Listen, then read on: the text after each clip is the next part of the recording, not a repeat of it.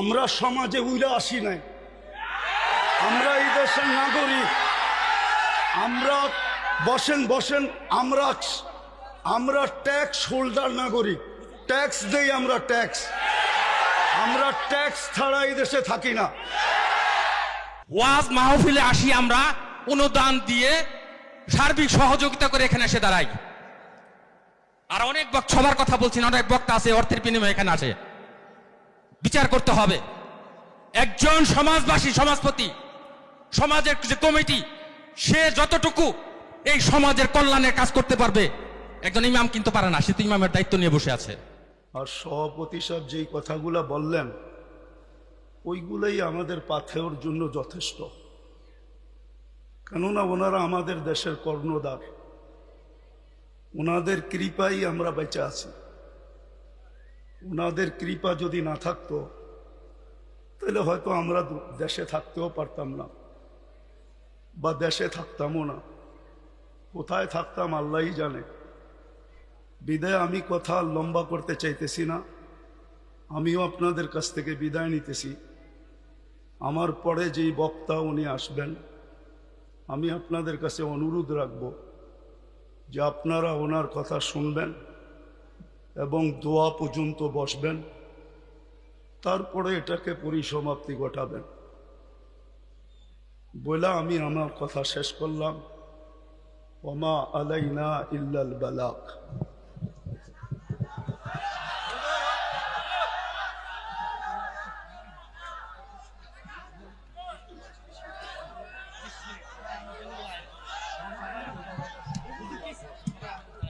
সময় নাই আমার কাছে, আপনি বসেন, আমার কাছে সময় নাই। রাখেন রাখেন। আমরা সমাজে উইরা আসি নাই, আমরা এই দেশের নাগরিক।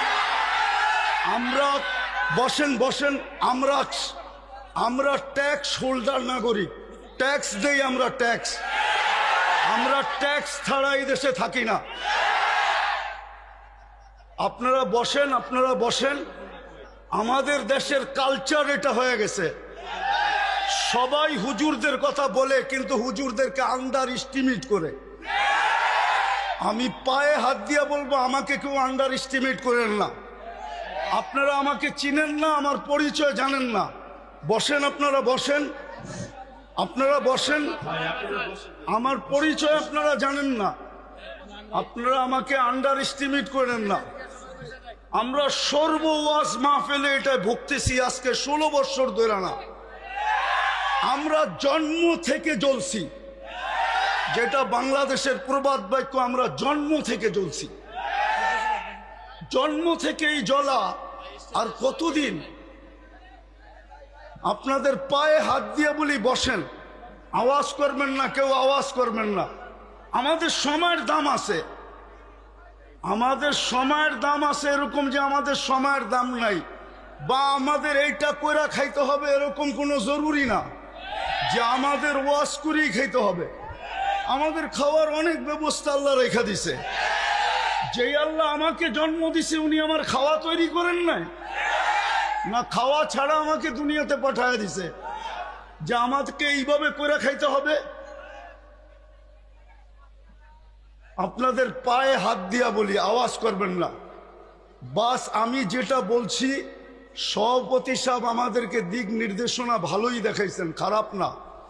কিন্তু আমি আপনাদেরকে বলতেছি, আমার হাতে সময় নেই, আমার আরেকটা প্রোগ্রামে যেতে হবে। আমার এখানে লেখা আছে 9টা।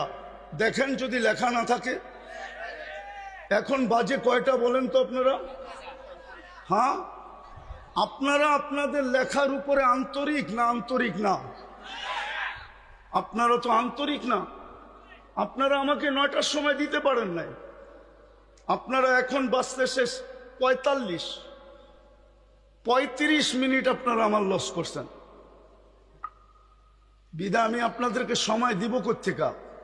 আমার তো ছিল 9টার থেকে আমি 10টা দিব আপনাদেরকে, 1 ঘন্টা। আমার মিশনই তো এই যুবকদেরকে নিয়ে খেলা। আমি তো যুবকদেরকে নিয়েই খেলি। যুবকদেরকে তো আমরাই তৈরি করছি। আমি যদিও দেশের স্বাধীনতা দেখি নাই, আমি দেখবো কোত্থেকে? ওই 4 তারিখের রাত্রে তো আমি ইংল্যান্ড থেকে কানাডায় যেতেছিলাম, আমি তো জমিনেই ছিলাম না, 39,000 ফিট উপরে ছিলাম। নামার পরে আমি শুনছি দেশ স্বাধীন হয়ে গেছে। ওই দিন থেকে আমার দিলে জন্ম নিছে। আর আমি জানি আমার দেশের যুবক নিয়ে কোথায় রিচার্জ চলতেছে। আমার দেশের কয়জন বলতে পারবে এটা আমি জানি না, কিন্তু আমি জানি আমার দেশের যুবকদেরকে নিয়ে কোথায় রিচার্জ চলতেছে, কোন কোন দেশে বাংলাদেশের যুবক নিয়ে রিচার্জ চলতেছে। যে একটা দিন ছিল স্বপ্নে ভাবতে পারতো না। স্বপ্নে যদি কেউ কাজ করা ভাবতো যে উনি স্বপ্নে ভাবতেছে ঘুমের ভিতরে যে কাজ করা ফেলবে, তো উঠা দেখছে হ্যান্ডকাপ নিয়ে দাঁড়ায় আছে। যদি জিজ্ঞাসা করে হ্যান্ডকাপ, বলে তুমি তো স্বপ্নে দেখতেছিলে না সরকার কাজ করবা, আমরা টেকনোলজির মাধ্যমে জেনে ফেলছি, বিদায় তোমার হাতে হাত করি পড়াইতে চলে আসছি। আমার দেশের যুবকরা স্বাধীনতা আইনা দিছে। যুবকরা যদি না দাঁড়াইতো আরো 50 বছরের ভিতরে কারো স্বাধীনতা আনার ক্ষমতা ছিল না। বিদায় আমার যুবকদেরকে নিয়ে কোথায় রিচার্জ চলতেছে আমি জানি। আমি জানি পেন্টাগনের কোন কামরায় রিচার্জ চলতেছে। পেন্টাগন চিনো তোমরা? হ্যাঁ, পেন্টাগন তো চিনো না, ঠিক না? কোন কামরায় পেন্টাগনের রিচার্জ চলতেছে বাংলাদেশের যুবক, এগুলা কি? বিদায় আমার মিশনই হলো যুবক নিয়ে খেলা। নাইলে আমি গত বছর এখানে আসছিলাম রাত্র 1টার সময়। আমি জানছি আমি এইখানে আসবো কয়টায় জানেন? 8টার সময় জানছি আমি এইখানে আসব। যদি আমি জানতাম তো আমি আসতাম না। কসম খোদা, আমাকে কেউ নিয়ে আসতে পারতো না। আমি জানছি 8টার সময় যে আমি এইখানে যেতেছি, কিন্তু আমি এর আগে জানতে ছিলাম আমি আরেকটা মার্কেট আছে ওইদিকে। কি মার্কেট জানি? সুলতান মার্কেট যাব, কিন্তু আমাকে বাইপাস করে এখানে নিয়ে আসছে। আমি জানলে আসতাম না, আমার আসার ইচ্ছা ছিল না। সময়টা অনেক চলে গেছে। মানুষের মেমোরির ভিতরে একটা জিনিস সেট থাকে, সেটটা নষ্ট হয়ে গেছে। এখন আপনাদেরকে আমি কি শোনাবো, কিন্তু এতটুক শোনাবো যুবকদেরকে, যৌবনের মূল্যায়ন করো। কেননা তোমার উপরে আল্লাহর বাজেট ব্যয় হইতেছে। আমাদের সবার উপরেই আল্লাহর বাজেট ব্যয় হইতেছে। যতই ব্যক্তিত্ব দেখাই না কেন, যদি আল্লাহর কাছ থেকে পানির দামে অক্সিজেন কিনতে হতো, তাহলে ডেলি 16,500 টাকা বিল দিতে হতো, মাসে 4,95,000 টাকা বিল দিতে হতো। এই এলাকায় বাড়ি আর ঘর আর বিল্ডিং কারো লেংটি পর্যন্ত থাকতো না, লেংটি। বিদায় তোমাদের পায়ে হাত দিয়ে বলি, যৌবনটাকে মূল্যায়িত করো। অমূল্য রত্ন আল্লাহ দিছেন। পুরুষকেও বলি পুরুষত্বের মূল্যায়ন করেন, মা বোনদেরকে বলি মাতৃত্বের মূল্যায়ন করেন। চলে যেতে হবে কালকে আল্লাহর কাছে। দুনিয়ায় কয়দিন? দুনিয়ার বাহাদুরি কয়দিন? হাতে আছে যতদিন, বা আপনি বাইচা আছেন যতদিন। নাইলে অতীতেই তো দেখতাম তেল মারতে মারতে মারতে মিডিয়ালারা তেলের দাম বাড়ায় দিছিল। বিনা তেলে কিভাবে পাকাইতে হয় এটা পত্রিকায় লিখতে শুরু করছে। আজকেও দেখতেছি স্বৈরাচার বলতে বলতে গলা শুকায়া ফেলতেছে, মাঝে মাঝে শুকায় আবার পানিও খায়। তো চিত্র তো দেখতেছি আমাদের চোখেই। দুনিয়ায় কতক্ষণ? আমি বেঁচে আছি যতক্ষণ, অথবা আমার কাছে আছে যতক্ষণ। যেদিন থাকবে না, আমিও থাকবো না, আমার কাছেও থাকবে না। এই জন্যই মৃত্যু লগ্নে 4 জন ফেরেশতা আসে। প্রথম ফেরেশতা ধ্বনি দেয় কানের ভিতরে, ইনকাতাতিল আজাল অনকাতাতিল আমাল, তোমার বয়স শেষ, আশা শেষ। দ্বিতীয় ফেরেশতা একটা চিৎকার দিয়া কানটাকে ফাটায় ফেলে, সালাল ইস্তেগাল, বড় ব্যস্ত ছিল, আল্লাহ ডাকলেও আসার সুযোগ হইতো না। আল্লাহ ডাকে, কে ডাকে? কে ডাকে? 5 বেলা কে ডাকে? 90% মানুষ নামাজ পড়ে না। আপনি ব্যস্ত? কি নিয়ে ব্যস্ত? ও যুবক, তুমি কি নিয়ে ব্যস্ত বলো আমাকে? কি নিয়ে ব্যস্ত তুমি? কোন দেহটা নিয়ে ব্যস্ত? এই দেহটা কে দিছে? কে দিছে দেহটা? পূর্ণতা কে দিছে? পারল তো না আজ পর্যন্ত। আমাদের আগের যে প্রধানমন্ত্রী ছিল শেখ হাসিনা, এর ঘরেই তো প্রতিবন্ধী আছে।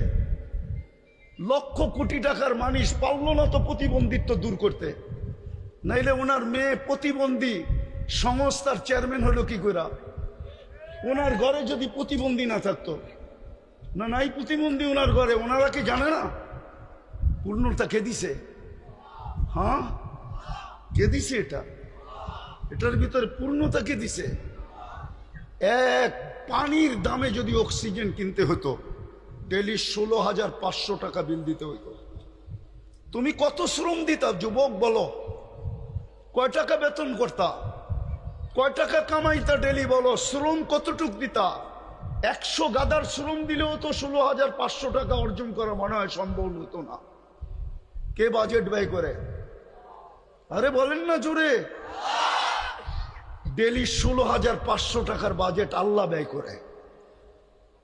যদি জিব্বা স্বাদ চেক করে দেয় আমাদেরকে, যদি স্বাদ মেশিন দিয়ে চেক করতে হইতো, তাইলে বোঝা যেত ঘরে আগে ফ্রিজ কিনে না মেশিন কিনে চেক করার মেশিন, স্বাদ চেক করার মেশিন। আগে ফ্রিজ কিনে না ওই মেশিন কিনে, আগে ওয়াশিং মেশিন কিনে না ওই মেশিন কিনে, আগে বাড়ি বানায় না আগে ওই মেশিন কিনে, তাইলে বোঝা যেত। আমাদের বিত্তশালীরা তো আমাদের দেশে চিকিৎসা করে না, কেননা আমাদের দেশের 80% রিপোর্ট বলে ভুল হয়। এই জন্য দেখবেন অসুস্থ হইতে দেরি, চুপে চুপে ইন্ডিয়া যেতে দেরি করে না, চুপে চুপে সিঙ্গাপুর যেতে দেরি করে না, চুপে চুপে থাইল্যান্ড যেতে দেরি করে না, আমেরিকা ইংল্যান্ড যেতে দেরি করে না। হইতে পারতো আপনি মেশিন কিনছেন বটে, কিন্তু আপনার মেশিন যদি ভুল রিপোর্ট দিত, আপনি কি করতেন? তাইলে তো প্রতিদিন খাইতেন আর প্রতিদিন হাসপাতালে যেতেন। আজ পর্যন্ত তো আপনার জিব্বা ভুল রিপোর্ট দিল না। এই জন্যই তো আপনি বোঝেন না স্বাদ চেক করার কয় টাকা লাগে। এই জন্যই তো আপনি আর আমি চিন্তা করি না গ্রান চেক করতে কয় টাকা লাগে। এরকম এই শরীরটা খুইলা দেখানো যায় একটা একটা। 24 ঘন্টা আল্লাহটা বুক করি।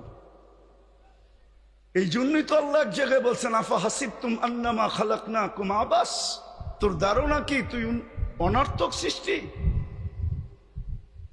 তো আরেক জায়গায় হাদিসের ভিতরে বলছেন, আতাইতু কাইনানে তানদুরু বিহা ওয়ালা উহাসিব, এটা কি তোর ধারণা যে চক্ষুটা দিলাম তুই সারাদিন দেখিস, এটা অনর্থক আর হিসাব নিব না?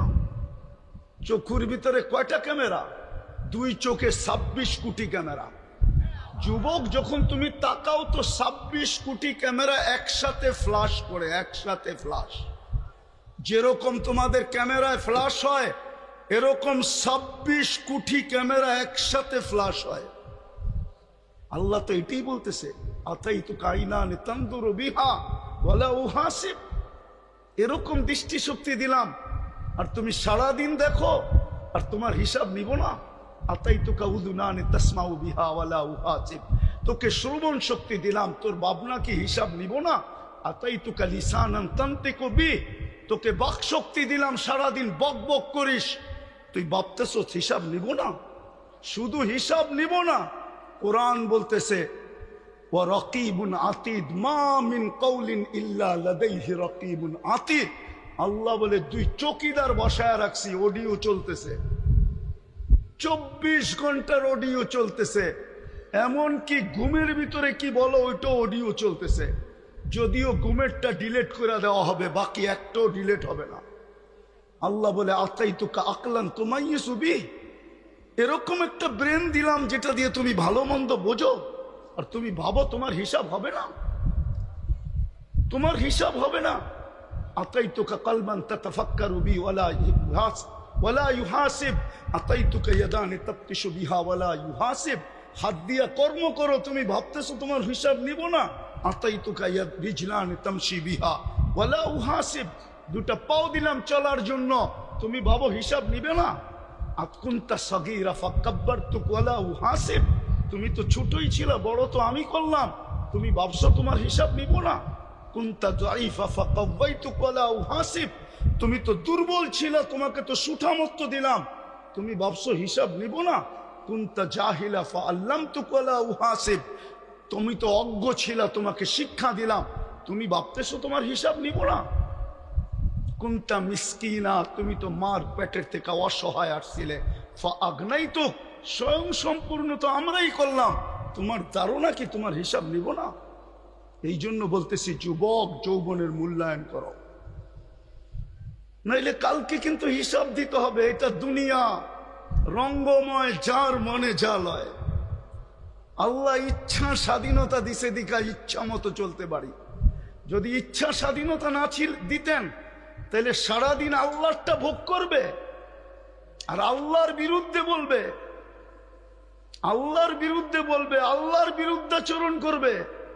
আমার সমাজের তো 90% নামাজ পড়ে না। ডাকে কে? আরে বলেন না জোরে, কে ডাকে? কে ডাকে? আল্লাহ। কে? যারটা 24 ঘন্টা ভোগ করেন উনি আল্লাহ। যার কাছে হায়াত উনি আল্লাহ, যার কাছে মৌত উনি আল্লাহ, যার কাছে সুস্থতা উনি আল্লাহ, যার কাছে অসুস্থতা উনি আল্লাহ, যার কাছে ধনী হওয়া উনি আল্লাহ, যার কাছে গরিব হওয়া উনি আল্লাহ, যার কাছে ইজ্জত দেওয়া উনি আল্লাহ, যার কাছে বেইজ্জত করা উনি আল্লাহ। ইচ্ছা করলে সকালের ধনীকে বিকালে ফকির বানাইতে পারে, ইচ্ছা করলে বিকালের ফকিরকে সকালে ধনী বানাইতে পারে। উনি আল্লাহ। শুধু এইখানেই শেষ না, দুনিয়া ভাবে কিছু, আল্লাহ ভাবে কিছু। দুনিয়া ভাবে কিছু, আমরা আল্লাহ ভাবে কিছু। হ্যাঁ, দুনিয়া ভাবতে ছিল কিছু, আল্লাহ ভাবতে ছিল কিছু। আল্লাহ যেটা চায় ওইটাই হয়। তো ওই আল্লাহ ডাকে, শুধু এইখানেই শেষ না, 99 পদের মালিক আল্লাহ ডাকে। 99 পদের মালিক আল্লাহ ডাকে। তর্জমা তো দেখে না, খালি নিজেরটা দেখি, আল্লাহর পরিচয় তো দেখি নাই। এই মজমা এক যুবকও নাই যে 99 নামের অর্থ দেখছে। এই স্টেজেও কেউ নাই 99 নামের অর্থ দেখছে। কোত্থেকে আল্লাহ চিনবে? অফিসের সামনে তো পদবি লেখা থাকে, এই পোস্টারেও তো পদবি লেখা আছে পরিচয় হিসাবে। আল্লাহও তো নিজের পরিচয় দিছে 99 নাম দিয়া, হুয়াল্লাহুল্লাযী লা ইলাহা ইল্লা হু। আল্লাহ নিজের পরিচয় দিছে, আমি আল্লাহ কে ভালো মতো দেখ, তাইলে তোর বিবেকের পর্দা খুলবে, নাইলে একদিন দুনিয়ার জীবন শেষ হয়ে যাবে।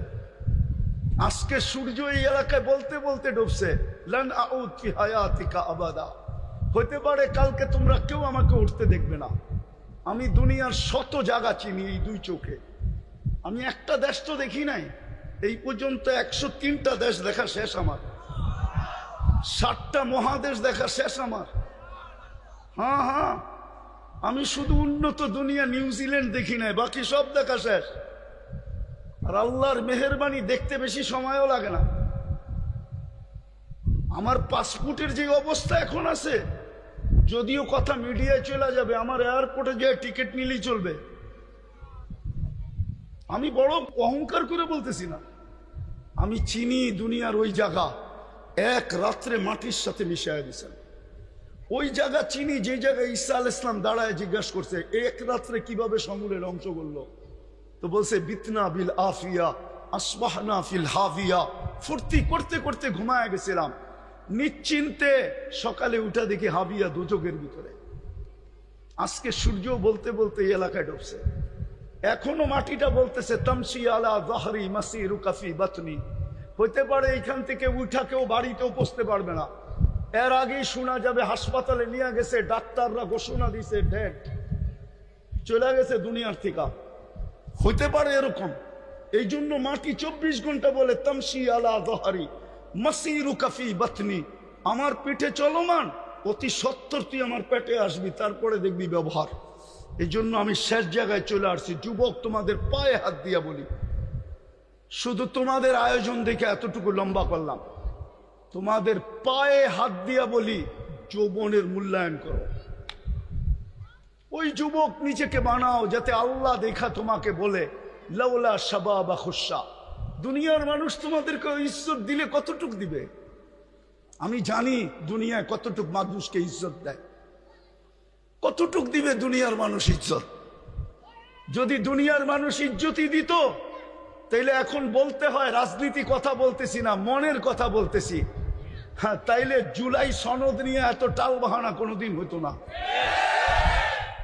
যদি মূল্যই দিত যুবকদেরকে, যদি জনগণকে মূল্যই দিত যে জনগণ করছে, যুবকরা করছে, তাইলে জুলাই সনদ নিয়ে এত টাল বাহানা হইতো না, এত গড়াগড়ি হইতো না, এত দাম কষাকষি হইতো না, এত ছানাছানি হইতো না, এত ফেটাফেটি হইতো না, এত চিল্লাচিল্লি হতো না।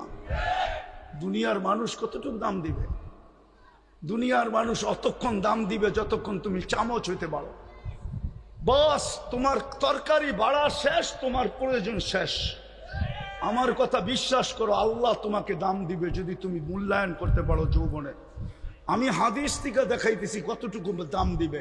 আল্লাহ বলে লাউলা শাবাবা খুশা, ওই যুবকরা যদি জমিনে না থাকতো যে নিজেকে লজ্জাপতির মতো আল্লাহর ভয়ে গুটায় নিছে, তো আল্লাহ বলে লাজাল তুসামা হাদিদা, আমি আকাশকে লোহার বানায় দিতাম, আল আরদা সাফসাফা, জমিনকে তামার, ওমা আনসালতু মিনাস সামাই কাতরা ওমা আম্বাততু মিনাল আরদি হাব্বা, জমিন থেকে একটা শস্যের দানা না, আকাশ থেকে একটা বৃষ্টির ফোঁটা না, বাল আনসালতু আলাইহিমুল আযাবা সাব্বা, একের পর এক আযাব দিয়ে ধ্বংস করে ফেলতাম।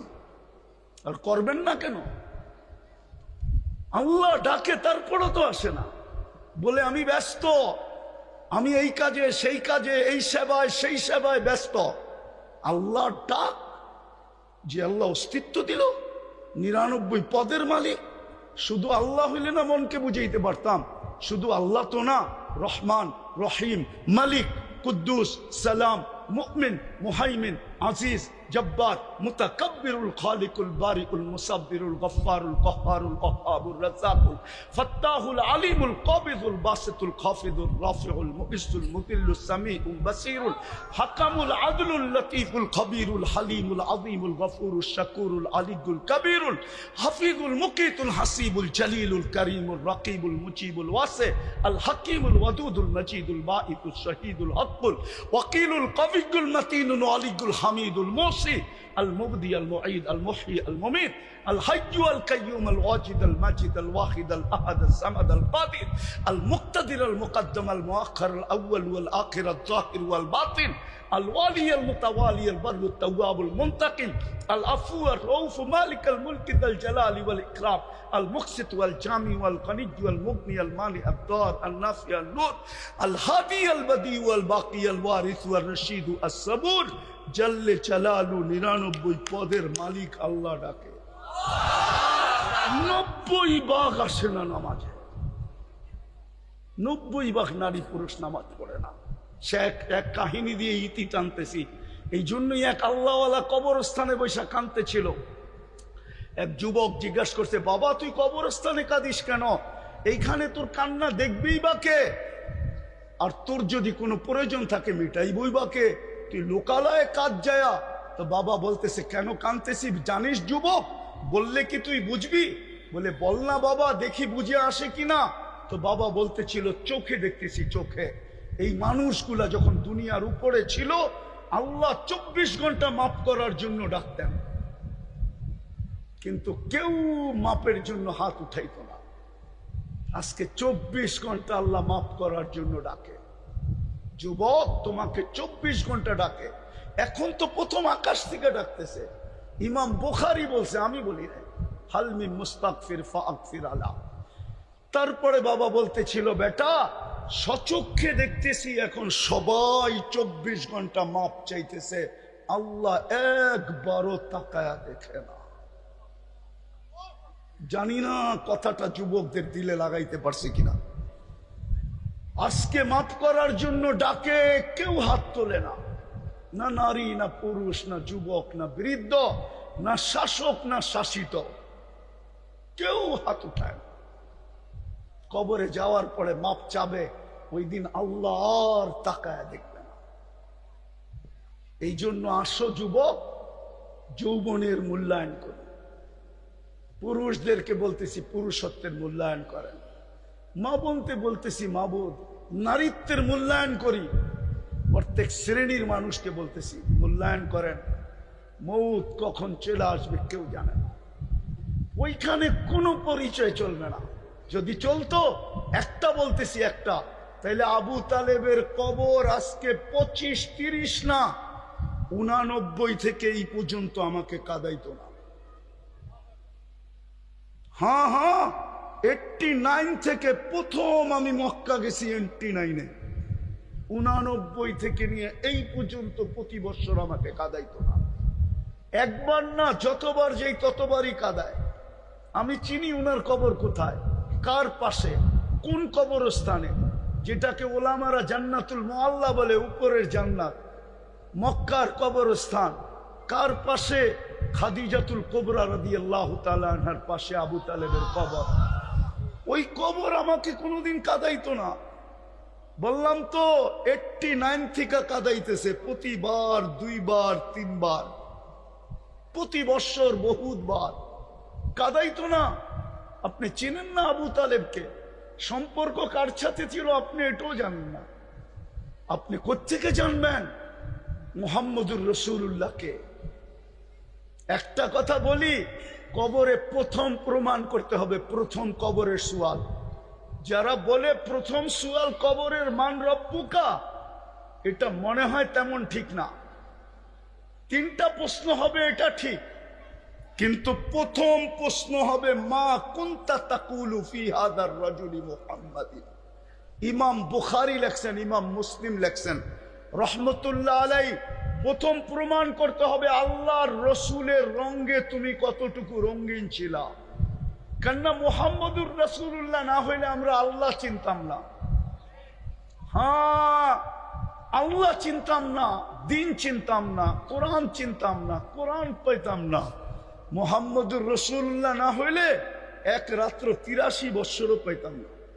এক রাত্র যে 83 বৎসরের ইবাদত, এত বড় মর্যাদা আমাদের কপালে জড়তো না। আমরা তো মুহাম্মদুর রাসূলুল্লাহ চিনি না। মুহাম্মদুর রাসূলুল্লাহ আমার সমাজ চিনে না, আমার সমাজের যুবকরা চিনে না, আমার সমাজের কেউ চিনে না। যদি চিনতো তাহলে বাংলাদেশে কেন চিৎকার দিতে হতো কাদিয়ানীকে অমুসলিম ঘোষণা করার জন্য? হ্যাঁ, কেন চিৎকার দিতে হতো যে কাদিয়ানীকে অমুসলিম ঘোষণা করেন? যেই দেশে 90% মুসলমান, ওই দেশে কেন চিৎকার দিতে হতো? হ্যাঁ, সেমিনার কেন করতে হতো? ওলামাদেরকে কেন এই জন্য জেলে যেতে হতো? কুমের কেন শিকার হইতে হতো? এই মুহাম্মদুর রাসূলুল্লাহ আমরা চিনি না। বিদায় কবরের প্রথম প্রশ্ন প্রমাণ করতে হবে তুমি ওনার রঙে কতটুকু রঙিন ছিলা। হ্যাঁ হ্যাঁ, প্রথম প্রশ্ন এটা। বুখারী শরীফ উঠায় দেখেন, আমি বানায় বলতেছি না। মুসলিম শরীফ উঠায় দেখেন, আমি বানায় বলতেছি না। প্রথম প্রশ্ন হবে এটা। এই জন্য পায়ে হাত দিয়া বলি, নিজেকে মূল্যায়িত করি, নাহলে দুনিয়ার মূল্য কতক্ষণ।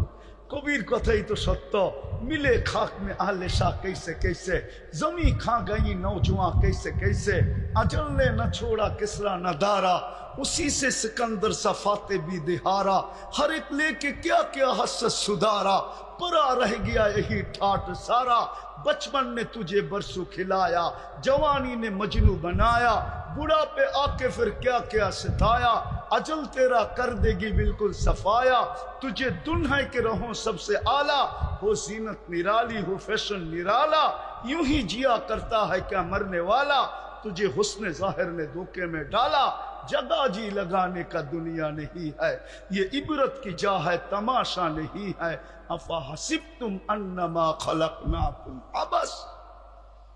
শুধু ঐতিহ্য থেকে যাবে, ঐতিহ্য। বেশি দূরে তো না, এটাও তো গাজীপুর, ঠিক না? হ্যাঁ, এটা গাজীপুর তো। হ্যাঁ, বাওয়ালের রাজা নাই, কিন্তু জমিন নিয়ে কামরা কামরি এখনো চলতেছে কোর্টে। আমরা চিনি কারা কামরা কামরি করতেছে। আমরা এই দেশেই থাকি, আমরা এই দেশেই বড় হয়েছি, আমরা এই দেশি ব্যাকগ্রাউন্ড নিয়ে উঠছি। আমরা চিনি কারা বাওয়ালের জমিন নিয়ে এখনো কামরা কামরি করে। নাই, ঐতিহ্য আছে, ঐতিহ্য। যুবক, তোমারও ঐতিহ্য থেকে যাবে, আমারও ঐতিহ্য থেকে যাবে, আমরা থাকবো না। চলো আজকে তওবা করে আল্লাহর কাছে নিজেকে দামি বানাই। পারবা তওবা করতে? কে কে পারবে দেখি? তাইলে তওবা করি। আল্লাহ, অতীত থেকে তওবা করলাম। বলো বলো, মনের থেকে বলো, মনের থেকে। সর্বশেষ আজকের থেকে তওবাকে অভ্যাস বানাও। ঘুমের সময় তওবা করে ঘুমাও, নাইলে হইতে পারে একদিন তুমিও চিৎকার দিবে, আমিও চিৎকার দিব, কিন্তু আর তাকায় দেখবে না। আজকে 24 ঘন্টা ডাকে শুধু তওবার জন্য। আর সর্বশেষ আজ থেকে নামাজ ছাড়বো, পাক্কা ওয়াদা। আল্লাহ আমাদেরকে